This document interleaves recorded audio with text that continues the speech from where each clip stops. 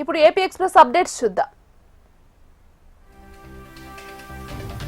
మాజీ హోంమంత్రి తానేటి వనిత అనుచరులకు భీమడోలు కోర్టు 14 రోజులు రిమాండ్ విధించింది. ఏలూరు జిల్లా ద్వారకా దొరసాని పాడులో వనిత అనుచరులు గత నెలలో మాజీ సీఎం జగన్ పుట్టినరోజు వేడుకల్లో బైక్ సైలెన్సర్ తీసి గ్రామస్తులను భయాందోళనకు గురిచేశారు.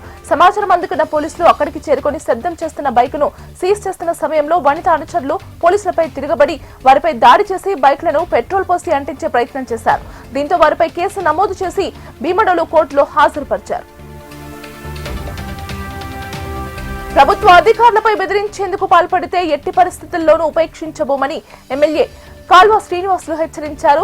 బొమ్మ సహాల్ ఎంపీపీ ఎన్నికల నేపథ్యంలో వైసీపీ నేత గోవిందరెడ్డి ప్రోత్సాహంతో వైసీపీ నాయకులు అధికారులను భయభ్రాంతులకు గురి చేసే ప్రయత్నం చేశారని ఆయన ఆరోపించారు. ఎంపీపీ ఎన్నికల్లో ప్రశాంతతకు భంగం కలిగించేలా ఎవరు చట్టాన్ని చేతిలోకి తీసుకున్నా సహించబోమని, అటువంటి వారిపై కఠిన చర్యలు తీసుకుంటామని కాల్వ శ్రీనివాసులు స్పష్టం చేశారు.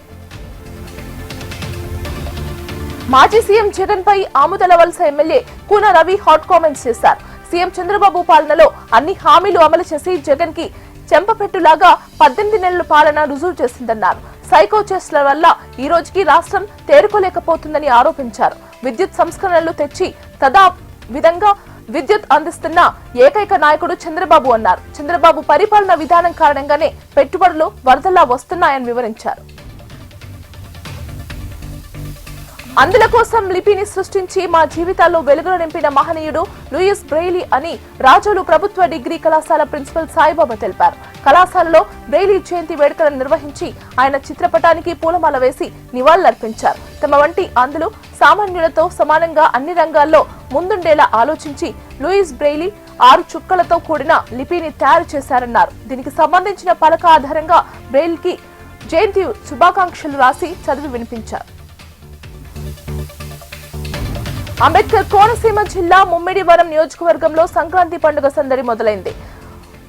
మారుమూలలోని సాయి స్కూల్ యాజమాన్యం తమ పాఠశాలలో ముందస్తు సంక్రాంతి సంబరాలు నిర్వహించారు. పాఠశాల ప్రాంగణంలో రంగురంగుల ముగ్గులు వేయించి విద్యార్థినులచే బొమ్మల కొలువును ఏర్పాటు చేయించారు. పండుగ రోజుల్లో ఇంటి వద్ద తయారు చేసే వివిధ రకాల పిండి వంటలను ప్రదర్శనగా పట్టించారు.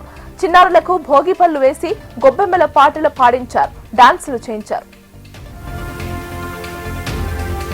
యాగంటి దేవస్థానం నూతన పాలక మండలి ఏర్పాటై ఆలయ చైర్మన్ గా బండి మౌలీశ్వర్ రెడ్డి 11 మంది సభ్యులతో ప్రమాణ స్వీకారం చేశారు.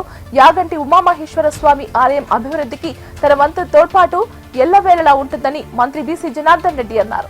నూతన కమిటీ ఆలయం ప్రతిష్ట కాపాడుతూ ఆలయ అభివృద్ధికి కృషి చేయాలని మంత్రి సూచించారు. యాగంటి క్షేత్రానికి రోజురోజుకు భక్తుల తాకిడి పెరిగిందని, ఆ రద్దీని బట్టి అభివృద్ధి జరగాల్సి ఉందన్నారు.